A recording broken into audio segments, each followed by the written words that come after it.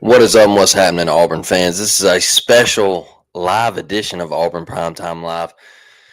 Woke up this morning, went to get me some breakfast, and get on Twitter and see that Steve Wiltfong has dropped a Fong Bomb for Bralan Womack, or Womack, or however you say his name. But he is the number one safety in the country out of Hartfield Academy in Flowood, Mississippi. And he's 5'11 and a half, 195 pounds. He's in the class of 2026. So Hugh Freeze doing it again. And Brett in here early saying Jay Lee and Cole also. So, yeah, I think this one's pretty locked up, man. I mean, that right there, three guys coming out, especially when Steve Wiltfong says something, you got to really count it because you go back and you look at the Tootle situation. Everybody said he released that one kind of prematurely, but then it hit because Tootle was a couple weeks later. He was like, "Hey, I'm flipping to Georgia." So anytime Wiltfong puts one out there, you can pretty much put it in the bank that it is it's going to hit. So I think he's committing Thursday, so we'll know for sure. We'll do an episode on it, but I had to go check him out and look at this cat. And look, I know he plays independent ball in the state of Mississippi, and I got on YouTube and watched some highlight videos, and one of the guys had commented on there, and he said, well, the only reason this kid is getting a lot of looks and he's rated so highly is because of the level of competition that he plays. But the thing I have to say to that is, look, this kid he went to the All-American practices.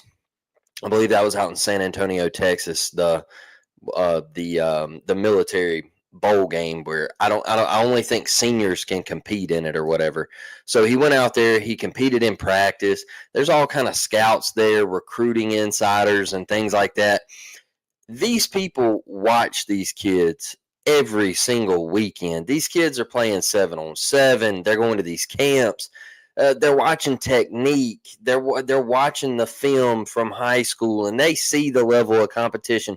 If they didn't think this kid had it in the bag, man, if they didn't think this kid was super talented, they wouldn't rank him that high. So it's it's different than it used to be. And I tell you guys that all the time. Is like recruiting now with the access they have to the players. It's not just what they do on Friday nights. It's what they do in camps. It's what they do in the summer at 7-on-7. It's a lot of different things than just what they do on Friday nights and who they play against. Because all of these great players are going to these All-American games and they're competing in the week-long practices. These are top 300s, Rivals 300s, ESPN 300 players. They're all coming together and they're competing against each other. And then you got some guy on YouTube wanting to say, well, he's not really that talented. He's just putting up big numbers against privileged private school kids. Y'all, one of Auburn's best receivers in my lifetime played 2A ball in the state of Alabama. Sammy Coates played at Leroy High School. I think they're 1A now. I think they're 1A. But I think back when he was there, they were 2A. So he went from pretty much independent ball and 1A and 2A ball are pretty much the same thing. Because like I always tell you, the talent, yeah, there's a little drop off, but everybody's always got at least one dude, man. And but the depth issues, right? So it's kind of the same level playing field, in my opinion, is if you take the private school league, 1A, 2A, it's kind of the same playing field. But it's how they dominate that playing field. And when I watched Sammy play at Leroy, I said, that dude right there is different. And you can just tell when guys are different than the people around him. And you can tell in any sport. Hell, I'm from Mobile. I heard for 2 years that LeBaron Filan wasn't really as good as people made him out to be. All right? He committed to Auburn right here from Baker High School. Well, he doesn't really play that good a competition. The basketball competition in the state of Alabama isn't that great. So what does he do? He transfers to an elite level program up in Missouri that plays nationwide basketball. He goes there, dominates, then goes to Alabama, flips his commitment to Kansas, then decommits, then goes to Alabama and starts as a true freshman. Makes all freshman team. I mean, just so all of these people who are like, well, the talent is, look, if you can play, you can play. There's things that these guys see in Bralan that they say, okay, he's the number one safety in the class of 2026. You're right, the weakest link. We have had numerous recruits. That's so true, man. They know how to evaluate talent to the SEC. Now, that is my next point. The big thing with Bralan is everybody makes out what classification he plays in. But if Ohio State is on you and they want you, what are we doing? What are we doing? Ohio State has developed some of the best DBs and has put some of the best in the NFL. And you are going to sit here and argue me that this guy really isn't as good as what they tell you. If Ryan Day and that coaching staff want Bralan Womack, then I want him at Auburn, okay? These are the defending national champions. If they evaluated him and said, hey, look, we need to get this kid up to Columbus. We need to make it happen. We need to get this kid on a visit. We need to try to lure him into Ohio State. Now, we know the connections that he has at Auburn. Is Ohio State full? Is it a deep room back there? Yeah, probably so. They probably couldn't make it happen. He said it was his dream school, whatever. Things happen to work out at Auburn. Now, it's not official yet, but you look at these, just look at the DB rooms. Ohio State, Auburn. They're two of the best in the country. And so that is where I look at, not only do I watch the Huddle highlights and I go to his YouTube highlights and watch those, I'm like, yeah, he is playing lower level competition, but he's balling. He's balling. And then you got Ohio State knocking on the door. You got Auburn knocking on the door. Well, I look at these coaching staffs and I say, okay, well, how many guys have they put into the NFL? We just saw DJ James have a pick, probably going to make a roster. Nehemiah Pritchett make a pick, probably going to make a roster. These guys are producing elite level DBs. Roger McCreary doing well with the Tennessee Titans. Like, it's that's my argument about what level of competition they play. If you're going out and you're dominating that level of competition at a high level, it doesn't matter. You know, I could always flip things on you and say, okay, well, Byron Cowart, he was the greatest Auburn prospect, recruit, commitment that we've ever had. And he was the biggest bust in history.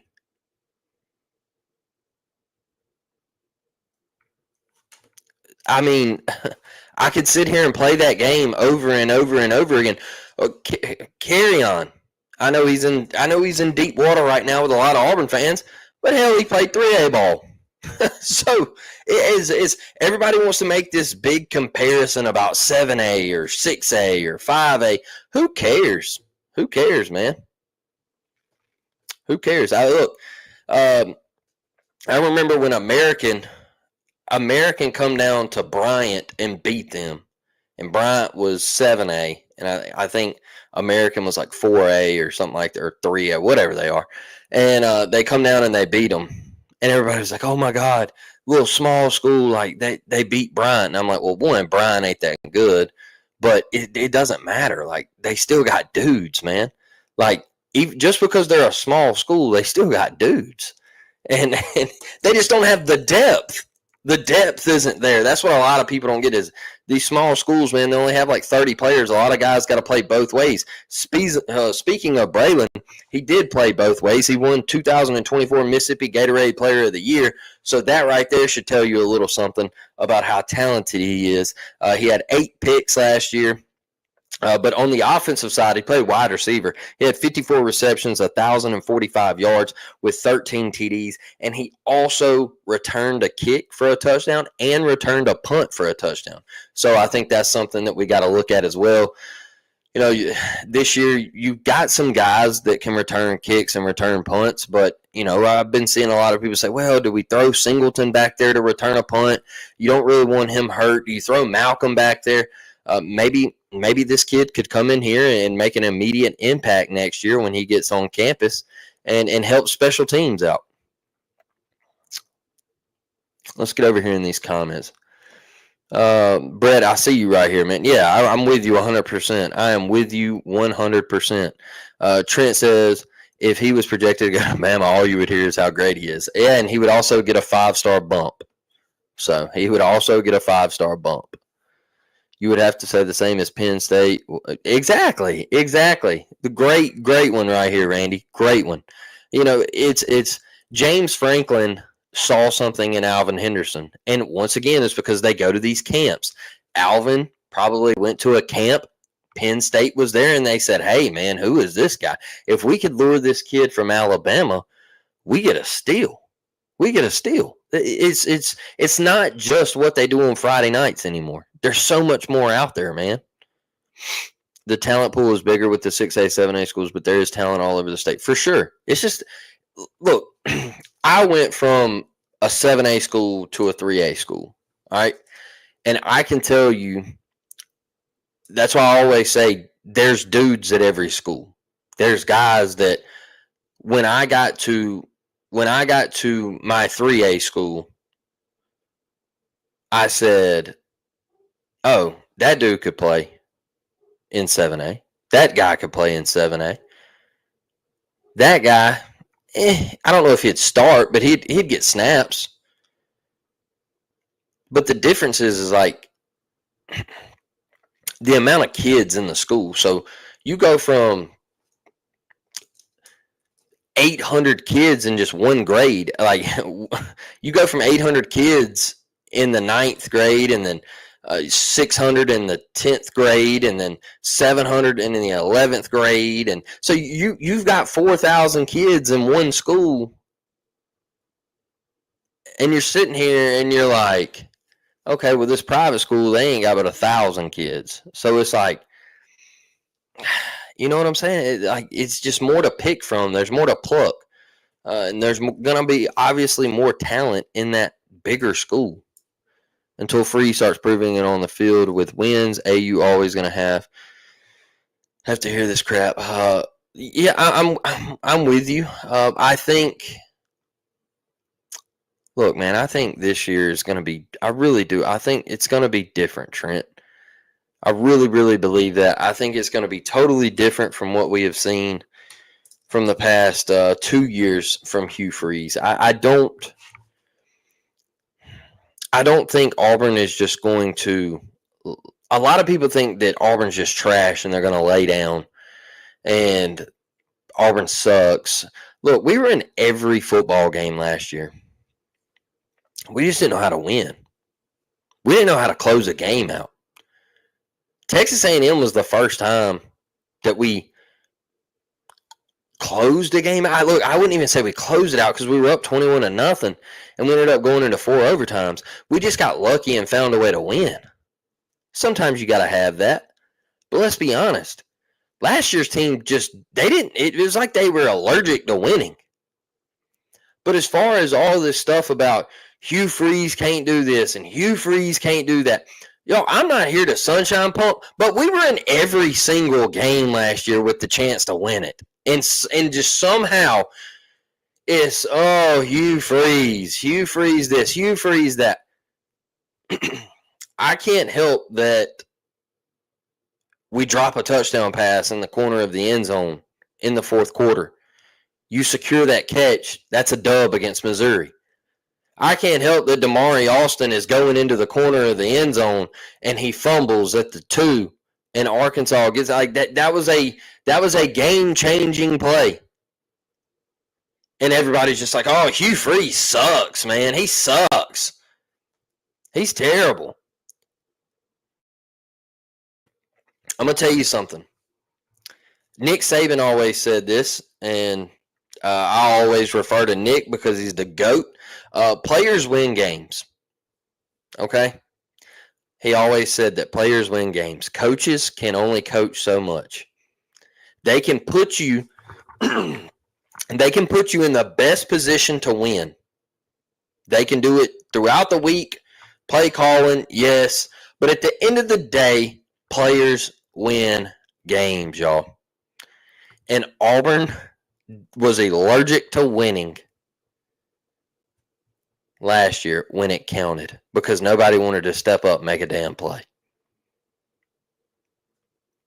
And Texas A&M was the first time where last year I did see someone actually step up, and I'd be like, okay, he wants to win. He wants to win. But still, how did you win that game? You got lucky because they dropped a touchdown in the end zone or a 2-point conversion in the end zone. A sure-handed guy drops one. So you lucked up. But sometimes, I mean, that's what it takes. But at the end of the day, man, it's players win games. And we can sit here and criticize Hugh. Yes, I know he made dumb decisions, but I'm just kind of tired of hearing about it. Because every time you turn around, what happens? He does something at practice, it gets criticized. He says something at the podium, it gets criticized. It's just, he goes and plays a round of golf on a Sunday afternoon, it gets criticized. It's like, man, I'm with you though. I'm with you on the winning part. I'm with you on the winning part. 9-3 this year. If we never return a punt again, I'm cool. I still have my questions of why we even sent somebody back that night. I still have my questions. I get it. That one was one I was shaking my head about. Just let the ball. I don't care, man. Just let the ball hit and roll out of bounds or whatever. I don't care if they would have pinned us inside the 10. All we had to do was get a first down. But look, you got to have talent. You got to have talent to win games. 9-3. I think Auburn can get there, and I think it starts not this Friday night, but next Friday night. You know, I think that's when if Auburn beats Baylor, watch out. Watch out. War Damn Eagle, what's up, Steven? How we doing, man? Got to have talent. Even the days when Auburn was beating teams with more talent than us, we still had a top 10, top 15 blue chip ratio. For sure. Got to have the talent. Players win games. Simple as that. Players win games. It's I know the head coach always gets the blame and the quarterback always gets the blame. But you got to step up and make plays late. You got to step up and make plays late. I mean, you can look back to just look back at I'll take something outside of the SEC. Look back at Penn State and Notre Dame, that playoff game. Who made the plays late down the stretch? Notre Dame did. Notre Dame did. That wasn't coaching or nothing like that. No. That was instincts and playing the ball. A player went out, made a big play, and won Notre Dame that game to go play in a national championship. I'll fast forward to the national championship. There's a massive third down. Notre Dame had come back in the national championship. It's a one-possession game. It's 3rd and 6 for Ohio State. They call a shot to Jeremiah Smith. Calling a shot to Jeremiah Smith. Look, he's the best wide receiver in the country. But he went up and made a play. He caught the football, laid down, bang, Ohio State wins the game. National champs. You have to have a player go out and make a big-time play. Coaches can only put you in certain spots, man. Got to have the talent. Now, this year there ain't none of this hoopla about they were more talented than us. They had a better roster than us. I don't want to hear that crap. I don't. And y'all know I've criticized you thousands of times for getting on the mic and saying, "Oh, well, Cal, no, they didn't have a better roster than us, Hugh. They didn't. You just had a quarterback that couldn't throw it to the opposite jersey, okay? Like, I don't want to hear it. The issues with the small versus big school talk. Small schools don't have the facilities, coaching, and depth. Kids have to play both ways in a wishbone, play more than one position with inferior playbooks. Yeah, bro. Yeah, like I remember my senior year, our starting catcher, Travis played, and he played linebacker, and he separated his shoulder, and it messed up a lot of stuff, and we ended up losing him for baseball. He come out and played. I think we were in like the third game of the season. Somebody tries to run on him. He pops up and throws it down to me at second, and it sounded like a shotgun went off. You could hear his shoulder just burst, just pow. And they said it lingered from the football injury and everything, and so we lost him. Because look, he had, not only did he play linebacker, but he played right guard too. So I mean, it was like you go play right guard, and then you turn the ball over, you punt it away, and then you go play. You're going to play linebacker and things like that. I mean, it's tough with the small school grind. But we ended up losing Travis because it was like third game of the season in baseball. He just blew his shoulder out, and he never recovered. I don't think he. Matter of fact, he took a baseball scholarship to the University of Mobile, and he ended up coming back and playing baseball in college. So, yeah, but just to show you the grind of like the small school versus big school is guys in 7A, man. Like you even saw Perry Thompson get breaks at Foley High School. Like he didn't have to play both ways the entire game. There were some possessions where hell, I went and watched Perry, and he only played defense sometimes. And then, he would turn around a couple possessions later and go back out and play a little wide receiver. And, well, his senior year, he kind of played running back because they didn't have the talent for him to play receiver. So, Auburn gonna beat Baylor 35-20. I think it could be something around there. I don't know. I'm not feeling. I don't feel like Baylor can hang with Auburn. I don't. I think Auburn's a little too talented. I think their defense is a little too good. I'm just not big on Baylor. You start deep diving into things, and you look at the defenses they played last year, and you look at Sawyer Robertson's stats, and they don't really match up that well. Like he threw. I think he threw a pick six against LSU. It was a deflection, but it was still a pick six. He kind of threw it. He threw a little heater out of the backfield to his running back, and the Washington kid, it went off his hands, and LSU picked it. They ran it all the way back. He struggled against Houston, which was a top defense. He struggled against BYU. I think he threw 3 picks against Houston, and their defense was good, but their offense was terrible. But it looks like when you deep dive into the stats a little bit, Sawyer Robertson, he can carve you up, but when he played elite defenses, I feel like Baylor's offensive line struggled, and that led to Sawyer Robertson mistakes, him having to get it out pretty quick, faster than he wanted to, and I think Auburn can put pressure on him. I think Auburn can bring the heat. I think Auburn can get to him. I think Keldrick Faulk could have a massive game. Auburn's just got to get healthy, real quick. I do think some of the concerns, we'll talk a little bit about this Tuesday night when we go live at 7 p.m. Central.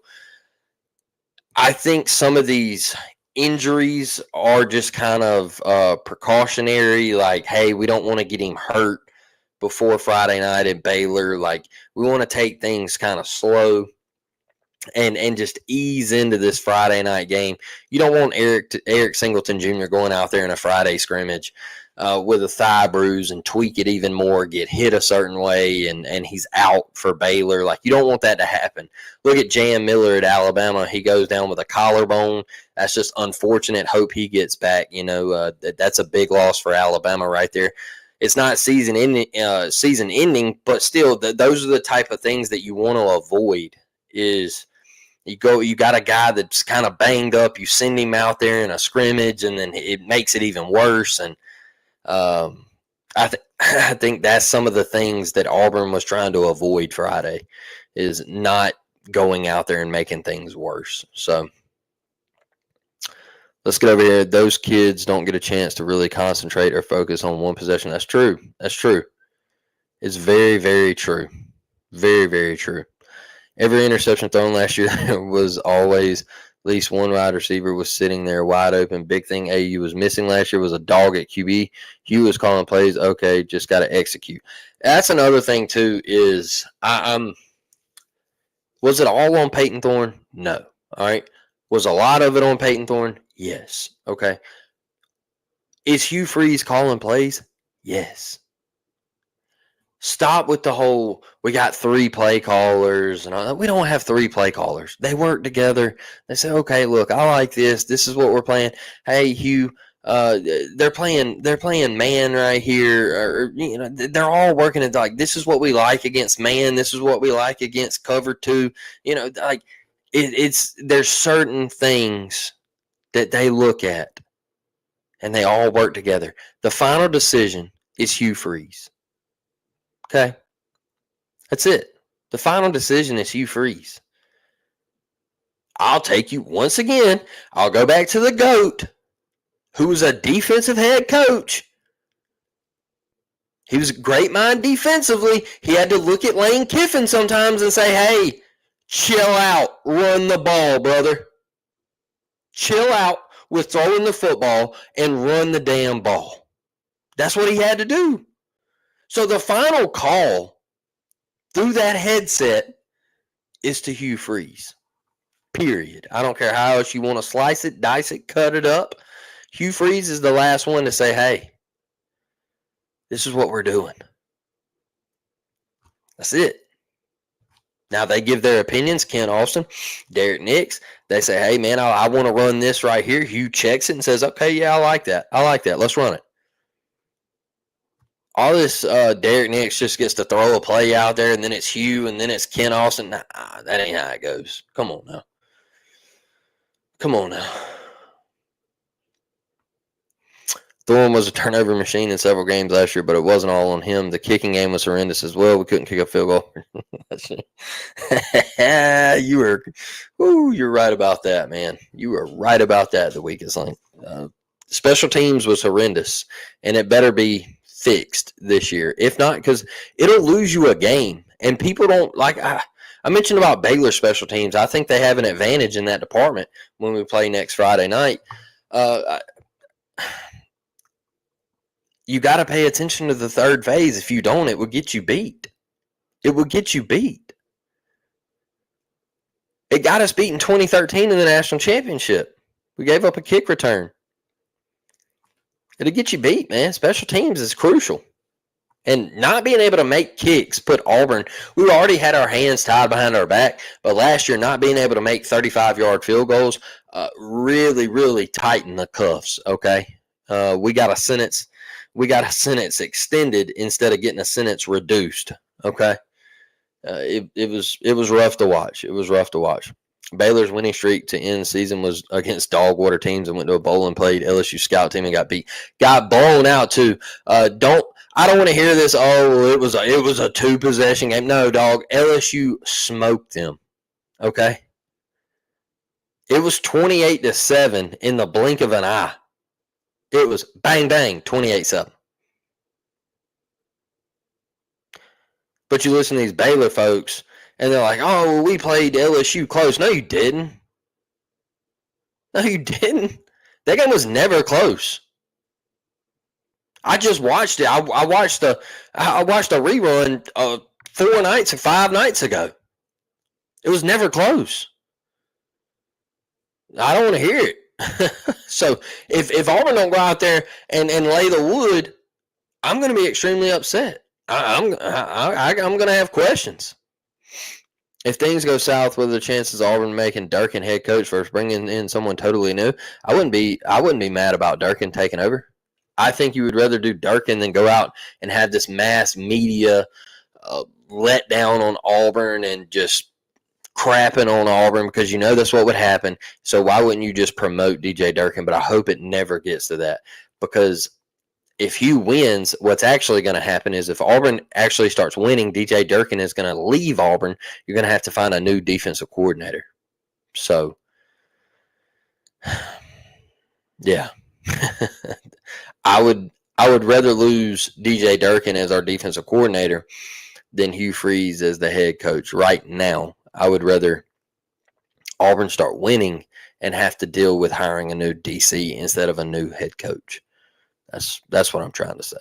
Not to mention our punter forgot how to punt it down the stretch. Oh man, killed us. Third and long defense sucked. That is one thing we got to get better at. We got to stop getting beat too over the top on third and longs. I felt like we gave up too many chunk plays, too many big plays, too many 3rd and 18s, and they pick up 24. That can't happen, man. That cannot happen. I think I also watching Bralan Womack's tape and watching how good he is in zone, and man, I thought that was another great thing that it just clicked in my head, in his ability to really cover, and he can sit in the zone or he can line up and play man. He can run with all these guys, man. I think that was another big thing that I really liked out of him. But that was one thing that we didn't do well last year, and I think it somewhat towards the end of the year got a little better. When we got a couple people off the field and some new guys on the field, I think it got a tad bit better, but it's got to get a whole hell of a lot better. Hugh calling timeout before the 2-minute warning. Yeah, that was all right. There's things where I look at that as frustration, man. I think that was just frustrated Hugh of, damn, nothing has went our way. Nothing has went our way. I think that was frustration Hugh. And he just ripped one out of frustration. I think he just, what the hell, man? We're about to lose to Vanderbilt. The weakest link says LSU was average last year, too. Yeah, their defense wasn't great. Not like they were top 10. Offense was pretty good. LSU defense was atrocious, which they did have Blake Baker. It was his first year. I can't really be too harsh on a first-year DC, but I think they're going to be much improved this year. But you're right. In that bowl game, it was backups, people sitting out for LSU, and they went and clapped Baylor. And don't let Baylor fans fool you. They had their first-string offense in. So, if Hugh beats Baylor, they're going to hammer him saying it's Baylor. For sure, he's in a lose-lose right now. Hugh is going to have to beat somebody significant. Like, Hugh's going to have to go on the road to Oklahoma and beat Oklahoma, and people then will start saying, okay, well, we thought Mateer was the guy, and Hugh Freeze and the Auburn Tigers come in, and they beat him. Then you will start getting a little respect. But I think the Baylor game is so massive because if you win that Baylor game, you're already barely on the outside of the top 25 looking in. Then you're going to beat Ball State. You're going to beat South Alabama. And you're going to be undefeated, and you're going to be ranked in probably the top 20 going to Oklahoma. And they're going to be ranked also. That's why I think it is a massive, massive game for the Auburn Tigers. Because, one, you come home, if you beat Baylor, you're probably going to be ranked in the top 25. So you're going to come home to a night game against Ball State in Jordan-Hare Stadium, and you're going to be ranked. That's different. Auburn fans haven't seen that in a minute. So how big would that be for you to come home and you're ranked in the top 25? Auburn fans would feel a little bit different. There would be a little spark behind that game day, right? You're walking down Donahue. You're feeling yourself, man. You're lit up. You're like, okay, we're ranked top 25. We're about to go beat the piss out of Ball State. We're about to have a good time. Like, come on. Got your Tumors lemonade in your hand. Come on. You can't sit here and tell me you wouldn't want that. Oh, man. I feel like that'd be top notch. I don't care if it's Ball State and South Alabama. We're going to be ranked. And I think that's what Auburn needs. Baylor has never been a thing outside a couple of years or so with Browse. Nobody would be bottom 3 in the SEC. I would be embarrassed if we lose this game. Me too. I'm not here to crap on Baylor. I just don't think they're good. And a lot of people say, oh, well, Auburn fans are delusional. I had a tweet on yesterday about Zach asked, some podcast guy said that Auburn would kill to be Georgia Tech right now. And I was like, in no sport would Auburn ever want to be Georgia Tech, dog. Ever. In history, you would never want to be Georgia Tech. Maybe 70 years ago or something. Hell, I don't know. The Georgia Tech rambling wreck, you're not that anymore. But then these people get on the internet and they're like, oh, well, Auburn fans think they're so. Look, it's been 5 years, dog, not 15, not 50. It's been 5. Don't get it twisted that Auburn is some trash program, because they're not. And I fight with some Auburn fans each and every day that want to get on here and they're like, oh, we're a basketball school. No, the hell we're not. We're not. And I'm tired of hearing it. Don't get me wrong. I love Auburn basketball, baby. I love watching them. I went to San Antonio, Texas. Trust me, I love it. But we're not a basketball school. We'll forever be a football school. They built a $90 million football-only facility for a reason. Because you're a football school. They put that new video board up there because you're a football school. They don't play games, all right? Yellow fella don't play games when it comes to it. They've told Bruce numerous of times, hey, chill out, bro. Like, we got other things we got to worry about. But you sit here and you tell me, oh, well, Auburn wishes they were Georgia Tech. No, we don't. In no sport, the one sport that you did have an upper hand on us with was baseball. And guess what? That is no longer the case. That is no longer the case. Basketball, if it wasn't for Chris Bosh, I mean, dude's back's got to be obliterated by holding that program up. I mean, that poor Chris Bosh. I mean, who else have you had? I can't remember one. But other than him, that's about it. Football, you had a pretty decent year. Like, you were over the mountaintops about going 8-4 with Haynes King. Like, you know, we almost beat Georgia. You lost, okay? You lost. You blew it. You gagged. You choked, all right? So all these Georgia Tech fans that are on here and, oh, well, yeah. No, I don't ever wish to be Georgia Tech. Ever. Period.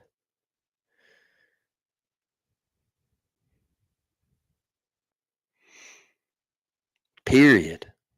Ever. They were pretty good. They weren't great, though. They were like 9-3, and he won the Heisman. They got hyped up because they beat Oklahoma. They beat Oklahoma that year. Like, they were okay. They were decent. The funniest thing was the crossover locked on. Man, do not get me started on that. Do not. Exactly. He was like going at Malcolm, and I'm like, brother, read the room. Like, you're forgetting about your own program. But that probably happens when you live in Boston, Massachusetts, and you cover Baylor. Like, but go on. Like, eat it up, man. Eat it up. Yeah, covering up what Baylor covered up, and yikes. It was also about, 15 years ago? Yeah. Yeah. It was that RG3, when he won the Heisman in the year after Cam? Right? 2011? It was the year after Cam? I think. Maybe I'm wrong. I don't know. Auburn roster is leaps and bounds better than Georgia Tech. Hell, we have their star receiver. Exactly. So everybody's like, oh, well, he left for money. No, he didn't. He left because he saw KLS do something, and then he saw Cam Coleman's stats from last year, and he said, okay, that dude was a true freshman. He put up 600 yards. Like, I can go in this offense and eat, bro. Like, Malcolm Simmons is over here. Like, they can't cover us all. I'm going to have way more opportunity with Auburn. Okay, they went and got Jackson Arnold. Stop acting like Haynes King is a savior. That was my big thing.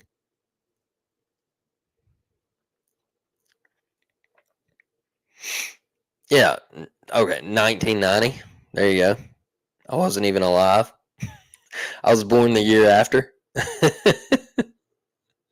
A $92 million. Yeah. Yeah. Like, it's. I don't get the basketball stuff, but I get it because it's what have you done for me now? You know, like, what have you done for me lately, right? Like, I hate hearing that Auburn is a basketball school. It's dumb. Yeah, you're right, Randy. You're right. You're right. LSU was they had people sit out, they were thin, and they dominated. I love the fact that every program is talking about Auburn. Let me know that we have something cooking. Just have to prove it on the field. For sure. The talent's there. The talent is there. I saw someone on X criticizing AU fans in the SEC on talking up recruiting rankings. They were Baylor fans.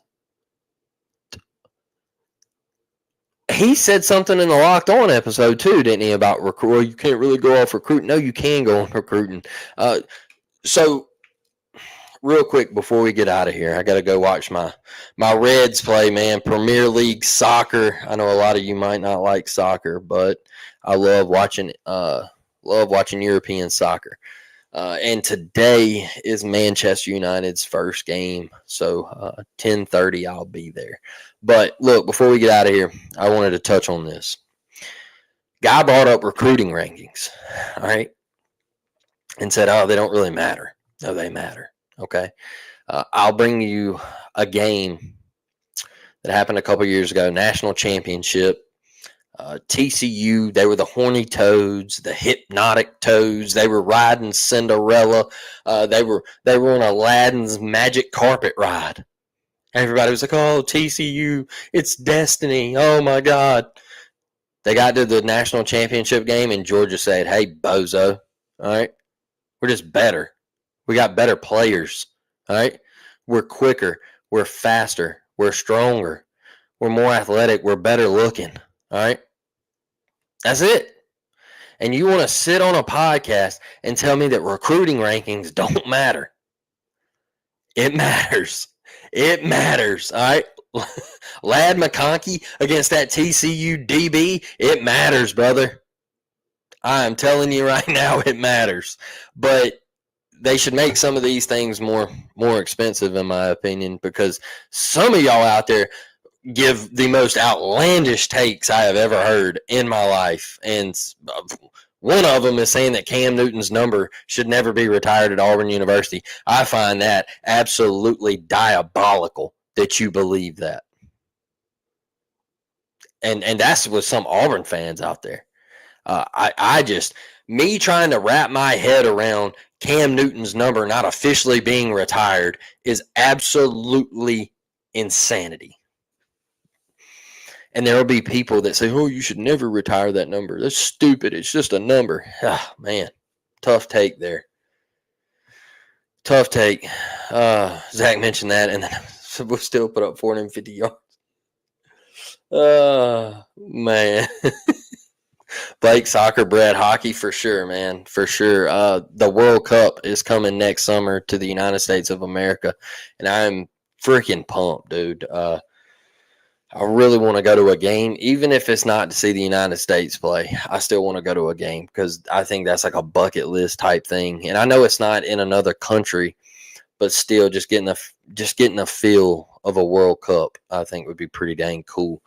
I just want to see a game because I'm not sure if the United States is going to come close to here. I'm sure they'll play in like LA and New York and things like that. If they play in like Dallas, which is one, or Atlanta, which is one, I'm there for sure. But